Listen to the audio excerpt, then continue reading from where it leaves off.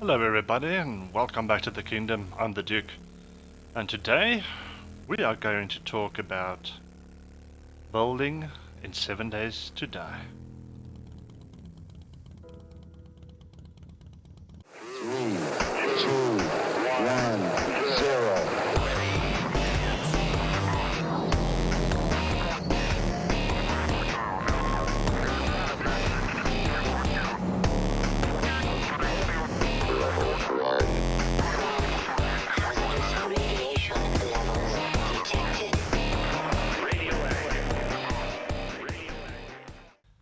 Okay, thank you for joining me, and hope you enjoy this, as we're going to take a look a little bit more, take a bit of a deeper dive into the building system of 7 days to die.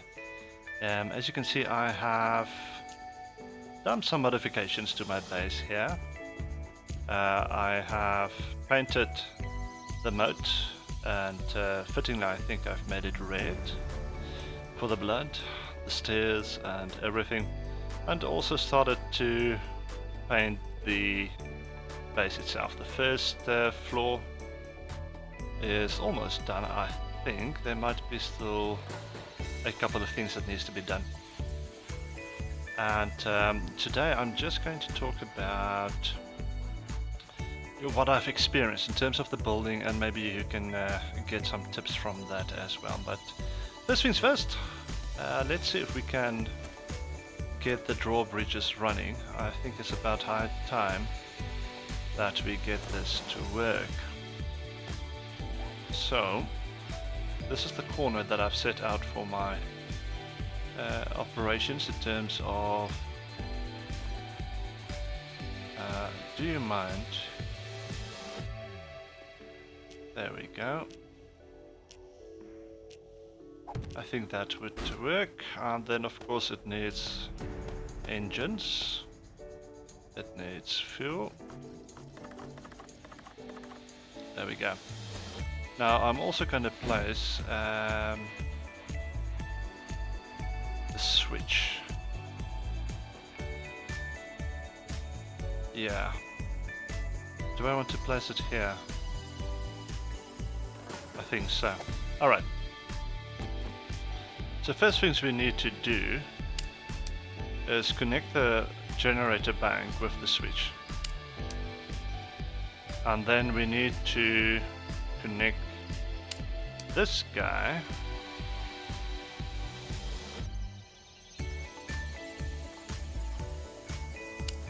with that motion sensor, as well as the one on the outside. So let's connect this one.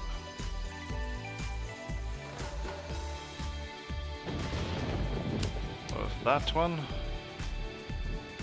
I have to say, usually when I start building in Valheim it starts to rain. It almost seems to be repeating here in 7 days to die as well.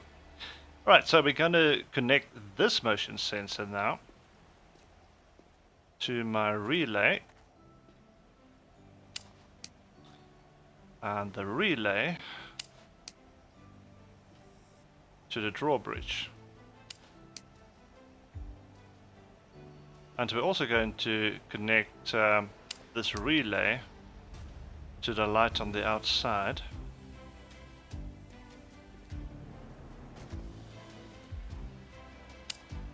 There we go. Now we just need to get back up.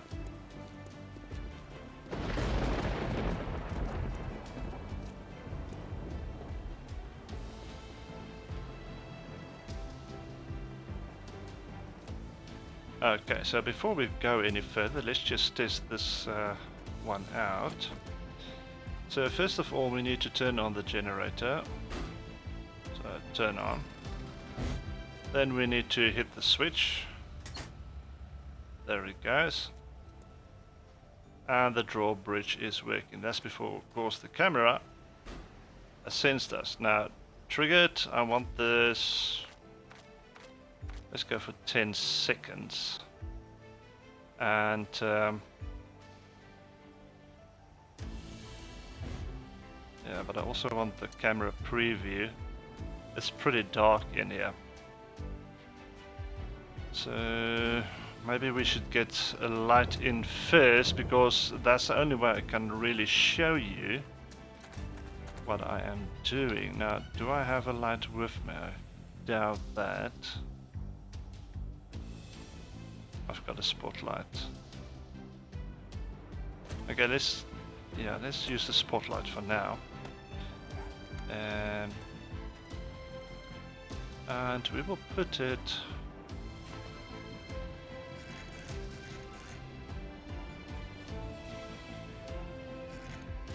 maybe over there. Alright, now let's connect this relay to the spotlight. Spotlight is on. Now let's see if this shows better. Camera preview. Alright, you can see a little bit. Now, this is the view that as soon as you move with your car within inside this view, off goes the spotlight, then it's going to trigger the drawbridge. So what I want to do is I want to bring this camera in as close to my drawbridge as I think would be nice. So it might be very dark on your monitor, but you can see my drone just almost. So it's almost right in line with the drawbridge over here. And that's where I'm going to set this camera. So I'm going to go out. There it is. So the moment this camera is going to pick me up. Now it used to pick me up when I was right over here, and then it opened the drawbridge and then put on the lights. But now it will only do so when I get close to the drawbridge, which is over here. Perfect. Now we need to do the same for this camera. As you can see, it is showing the whole area out there, but I'm going to bring it down right up to that point. So you can only see a portion of the road, and that's where I want my camera to actually pick up and open the drawbridge. So we will go out there.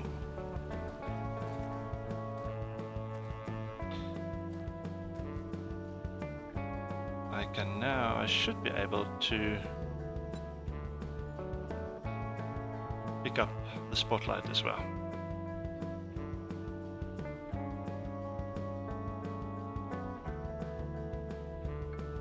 Okay, time to test if it is working properly with our own vehicle. We're going to take the bike.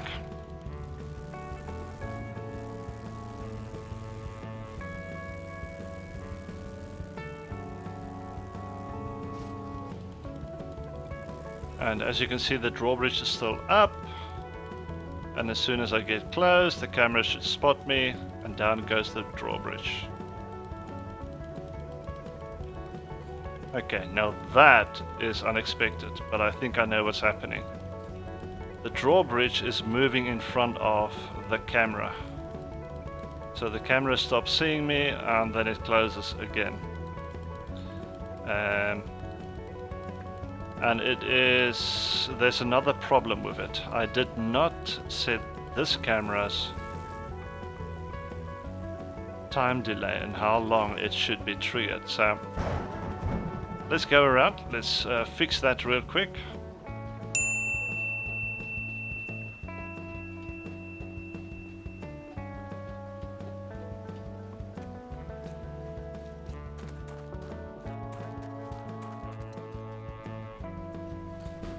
So triggered, let's put this up to 10 seconds.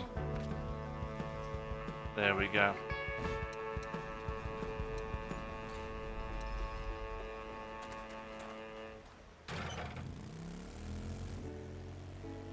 Back on the motorcycle, the drawbridge should close, there it goes. And as I get closer, it should open and stay open for 10 seconds.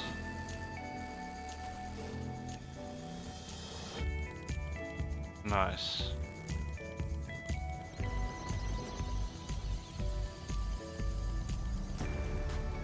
10 seconds is pretty long, so I could actually shorten that. So if I want to go out again, It opens. And there we go. Just looking at the timing, 10 seconds is very long. There we go. So maybe I should shorten that real quick. I was actually hoping that the drawbridge would come out further.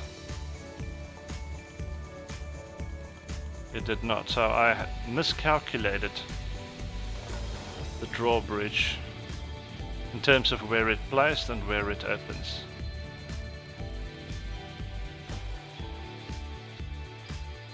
I miscalculated it.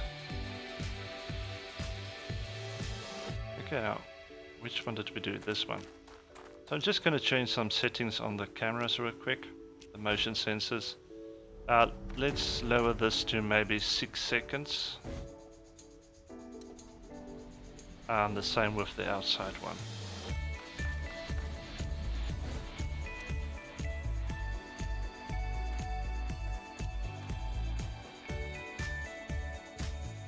Okay. Let's switch off the power.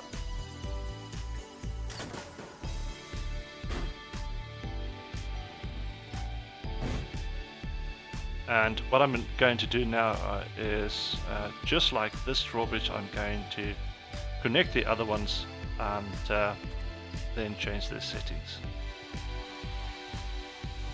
So I'm going to fast forward this so we can get back to the building part.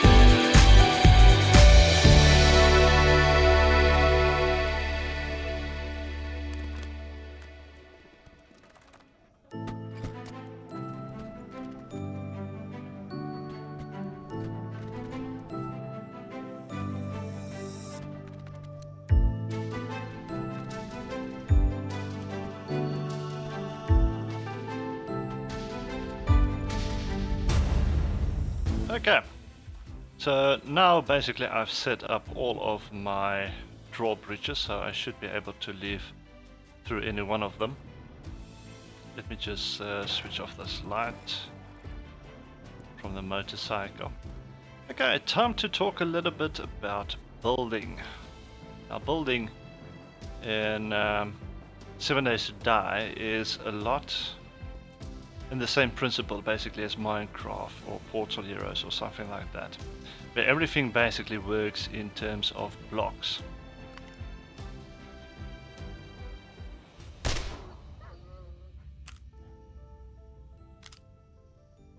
There's a bag out there.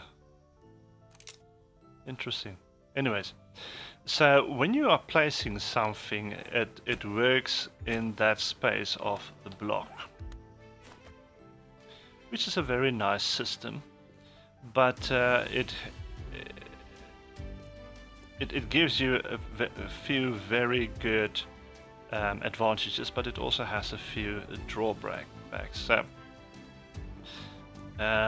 for instance, I cannot really free place two specific objects very close to each other. For instance, if I were to take and change this maybe to a pole, which is in the center, I cannot place another pole directly against it. There's going to be that space in between. So there's no free placing it, as you can maybe say in Valheim or something like that. So that's a drawback. The positive though about it is that you can actually get very easily just build your things without worrying, because they snap into place very easily. So as you can see, I've done my pipes over here. Now I really like the size of this one at the top, so if I can just copy that one, so copy the shape, that gives me this shape. Good, now if I left click, it will turn it on its axis, which allowed me to place it there at the top. So if I wanted to place it again, this is the highest I can place it. So because I cannot free place it, you can see that I cannot really go higher than that. The reason for that is because the one underneath sits inside the block where I want to build. So if I were to pick that one up, now that one can slot in, but as you can see, this creates another problem for me because it is too low, and I would like it actually the height of this one over here, the smaller pipe that I've laid down. That's the height that I wanted it. Now there is possibilities in terms of how you can actually get it to that height. The same way I was able to get the smaller one into that height. But as you can see, because it works in the block system, I am limited in terms of how close I can actually put it together. So, how did I do the smaller part? Now, luckily for me, the smaller part comes in a couple of varieties, and that's the secret basically to 7 Days to Die's building system. I don't think it was a 0.5, I think it was a 0.225. I just don't remember where that was. I think it was this one. Yeah, that's the smaller one. Alright, so this is the center version of that pipe that I've used there. So if I were to place one, you will see that it goes right into the center of the square. Now you get different versions, so if I were to go to the shape, you will see that there are different ones here. That's the same size, 0.025, but this one is placed in the corner. So if I were to put it down here, you will see it is in a totally different area. So if I cycle through, it puts it in the corners. There we go. And if I were to go for the one that's actually on the middle but the side of the triangle, you will see that it cycles through those. So those are the options. But now, how do I actually get this one up here where I had it on a different angle? And that's where this other function comes in, which is the advanced one. So if I were to choose that one, and if I go and cycle through them now, you will see that's the normal size that it cycled through, and then it starts going through some different angles. First it goes in reverse, and there we go. Now it's at the bottom in the middle. Now it's to the left in the middle, to the top in the middle. And that is basically the angle I wanted, but it's not, which fits in nicely here. That's the one I were able to use there, but it's not going to work there. So I'm just going to keep on cycling until I get to the top, look facing that way. In other words, facing east-west. And that's how I was able to put it down there. Okay, so back to my original problem. I don't want the small pipe to sit there. I actually want the bigger pipe. Oh, that was the wrong button. My apologies. I actually want the bigger pipe to sit at that height. So if I cycle through it, there we go. And the same for this one. Copy it.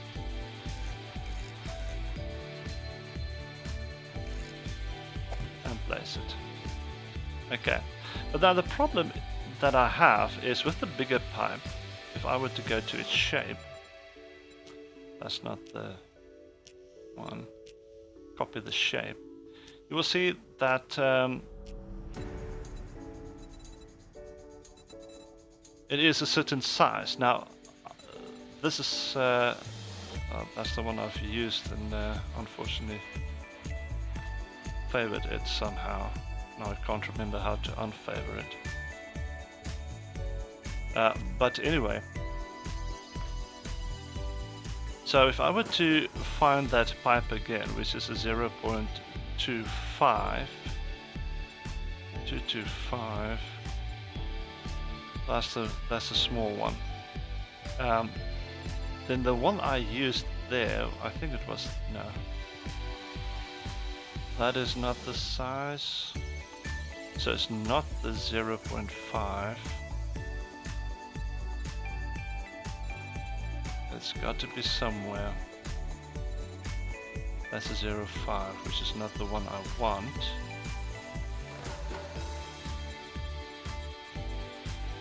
There it is. I think it was this one, the pillar 0.375. That's the size I want. And that's the one that I've used over there. But the problem is for me to get it in a different height. It's either there or way down here. I wanted the height of that smaller pipe that you can see running there.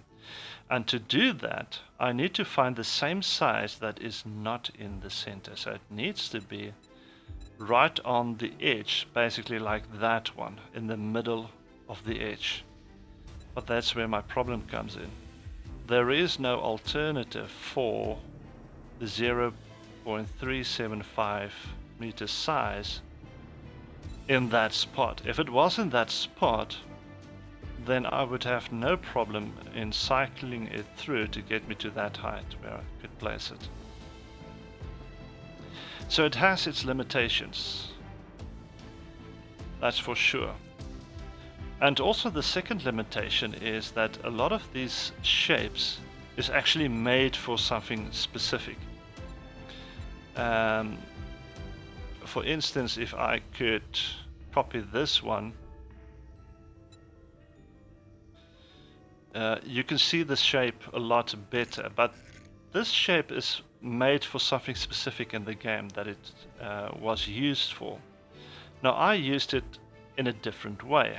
I added it as a sort of 3D decoration around the edges.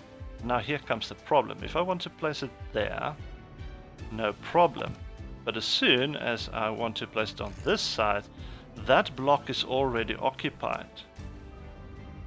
Okay, so the only way to fix that is to find a piece that goes in that block but fills both sides there basically. So it's a corner piece.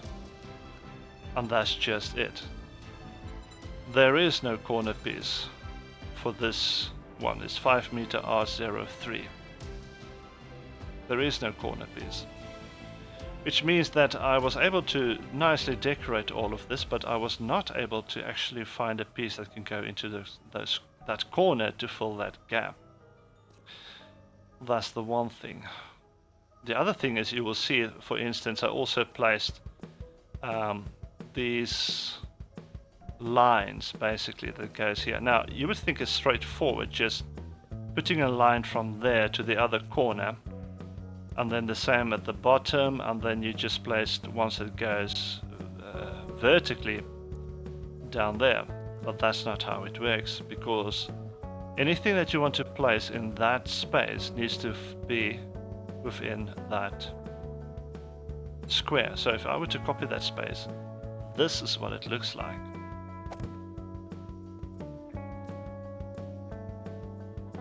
It's a T. And for instance, if I were to come and copy the corner piece, it even is totally different from the T again. So you are therefore limited to what is available in terms of what you want to do. There's not that much freedom.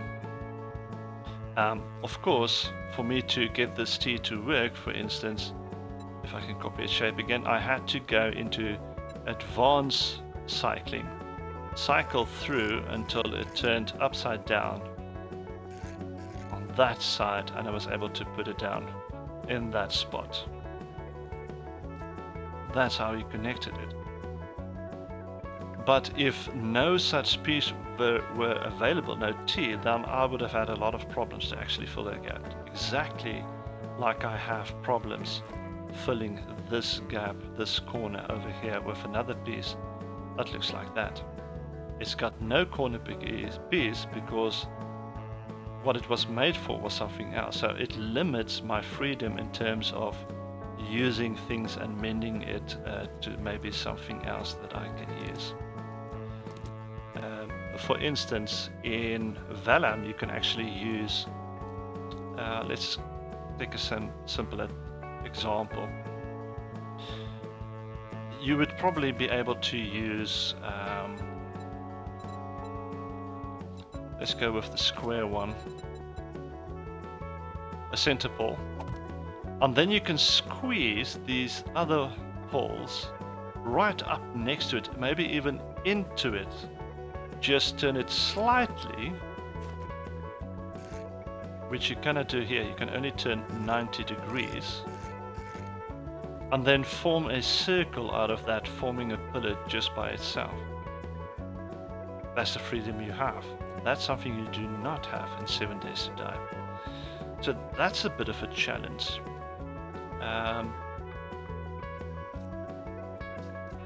Yeah. So that's a challenge you have. So it's very nice to build with, but it is limited. There's no way around that.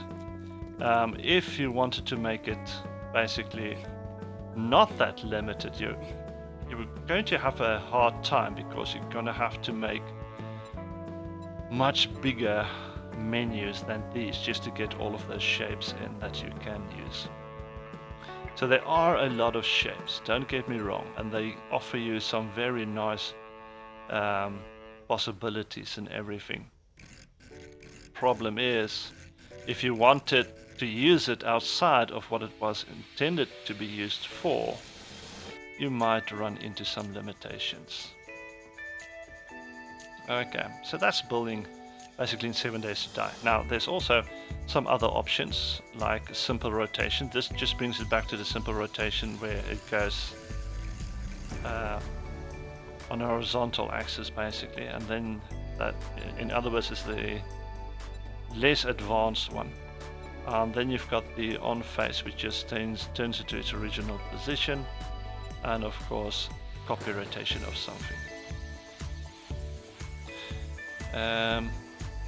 That makes me wonder. Let's test something.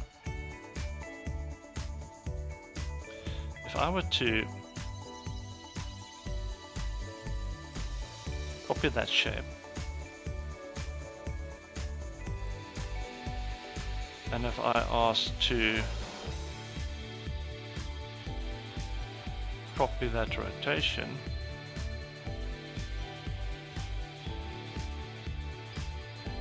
nope. Did it copy the right rotation? Okay, no, that did not work. Anyways, so yeah, so I've been looking around through all of this building system basically and trying to understand it, and there's a lot of shapes, but as I said, they were mostly made for a specific use, and as soon as you try to use them for something outside of that use, you can run into a little bit of problems to try and make something that you're trying to do. So yes, this gives you a very nice round window, for instance, or a pipe that you want to build. You can go into the advanced settings and this will flip it, for instance, like this. You can use it differently like this, for instance. So it does give you those options, but unfortunately it also has its drawbacks. Alright, now there's also the paintbrush. Now I haven't talked about the paintbrush yet, but as you've seen, I've used it quite a bit, and it also has a couple of extra features. So if I were to, you go firstly to materials, that's where you basically choose what it has to paint. If we were to choose a blue concrete, for instance, and I just want to make sure it is on the paintbrush. Yes, so it's on the paintbrush option. Now for instance, you will see that if I paint here, it will paint that one block. if I were to go and choose the roller, which I am...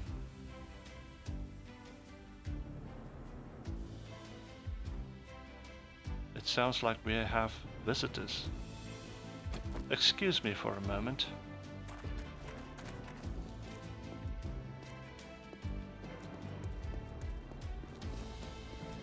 I've got a bad feeling about this.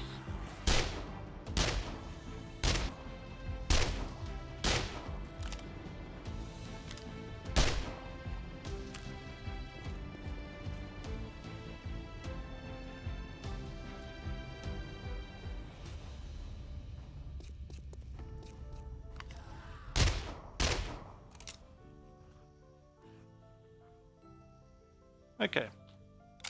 Zombies down.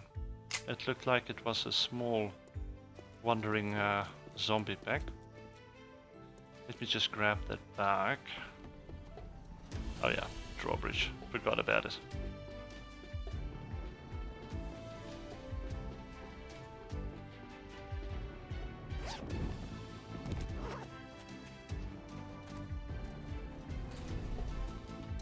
Alright, back to painting. So if I were to choose the paint roller, it will paint a certain size. If I were to choose paint the surface, it will do this whole surface, basically right on up to where it changes basically a corner. So boom, right up to the corner. Done. You could of course also use the texture picture.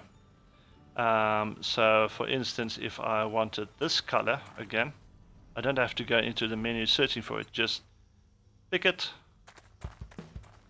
I'm going to go to paintbrush and use it. There we go. As easy as that. Now the paint all sides is exactly what it says, but I don't really like to use this. I suppose you can use it when you are very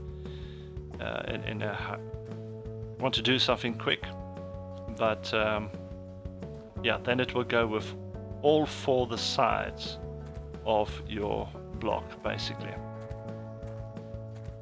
Alright, and there are a lot of materials that you can choose from cabinets and even counters. There's even the bookcases, wall oven, retro, some supply storage things that you can use, which is very nice if you want to actually paint your storage with these that you can use. There's also a lot of bricks and drywall concrete.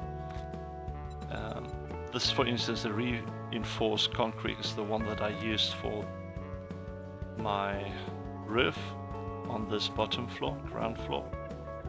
And that's how I was able to paint, for instance, these yellow lines. So I just chose concrete with the yellow color, and the other one was the, I think, was it the adobe color, the white adobe color. And then I made the arches sort of a red, two different colors of red. The inside one was a lighter red, and then you will see there's a darker red as well. So yeah, that's basically the paintbrush. Very useful. Of course, you have to go and craft paint first if you want to use it. I've got one wooden sign that I actually brought with me. I want to place this on top of the switch, and this will be the draw bridges. There we go. So I could always add some other generators or maybe some other switches, and then I just give them a different name. For instance, for the traps, I'm going to have a different power generator that I can actually place underneath or maybe at the top, and just use it differently. So its maximum output is 300 watts and it's only using 41 watts. So that's good to know.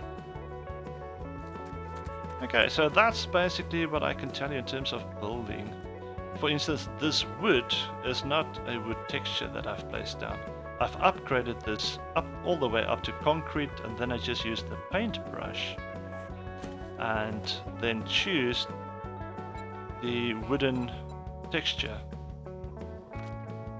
Here they all are. Here we go.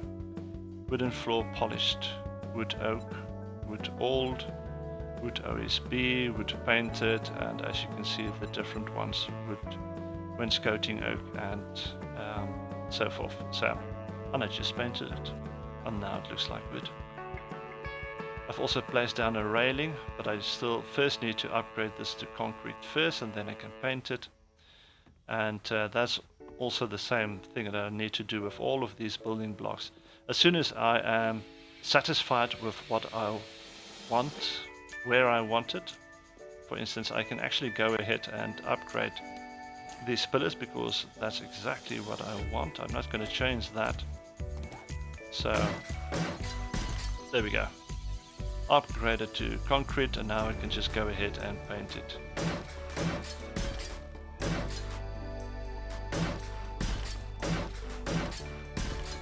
Alright, so as soon as I'm satisfied with something that I've built, then I'm going to upgrade it.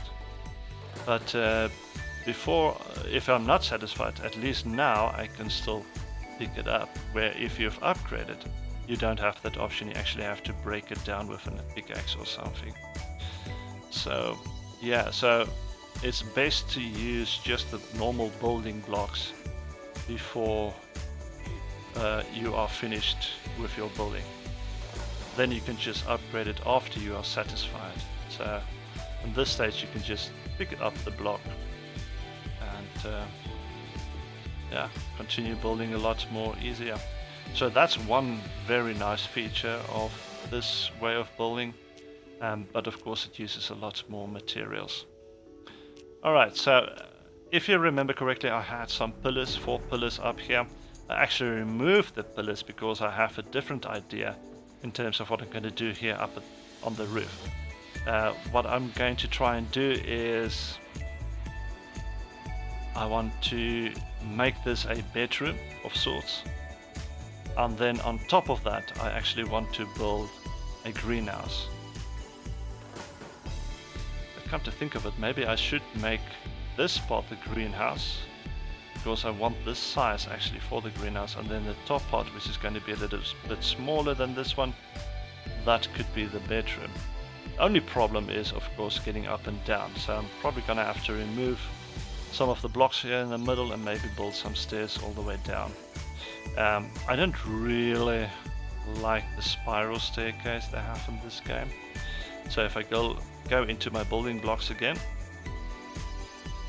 shape designs, and I go to stairs, you will see that there's this spiral staircase. This one goes left, and then you have one that goes right. So you can just easily build this right up through the middle, right into that floor. But I would rather just use the normal stairs, like these ones. So what I'm thinking of is maybe just placing a normal wood square box cube right in the middle. I'm not sure if that's the middle. I still have to... Oh wow, that is right in the middle.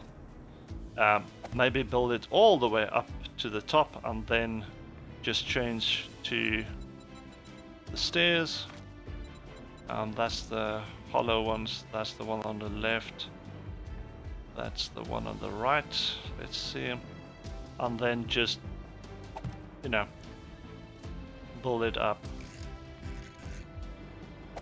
all around the pillar as it goes up. I think that would be a lot easier to get up and down. Probably I could also, because I have a lot of space, I could make these stairs double the size. So for instance, I could place down that one over there and then look for its counterpart that goes to the right, or which has it on the right. Stairs, hollow, railing, metal, right. So I'm now looking for stairs, hollow, railing, metal, left.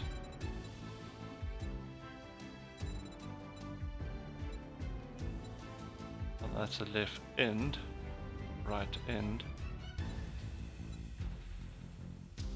Is it this one? There we go.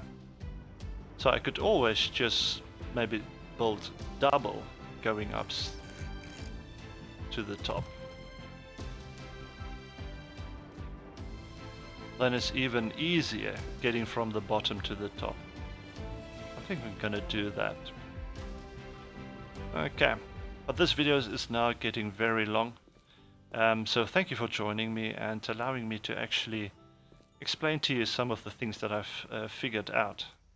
You know, they've got some really nice buildings in this game, but everything in that building was made for those buildings. And as soon as you try to, you know, maybe try to mold some of the stuff to your own liking, it changes a little bit, and it becomes challenging trying to find pieces that actually fits. Yeah. Well, thank you for joining me in this video. Hope it was very insightful to you, and hopefully next time when you join us here in 7 Days to Die, we can actually continue the building and then see where that will take us. But until then, remember to subscribe, hit the like button, and do all of those good YouTube things. It always helps. And I will see you next time. Until then, enjoy.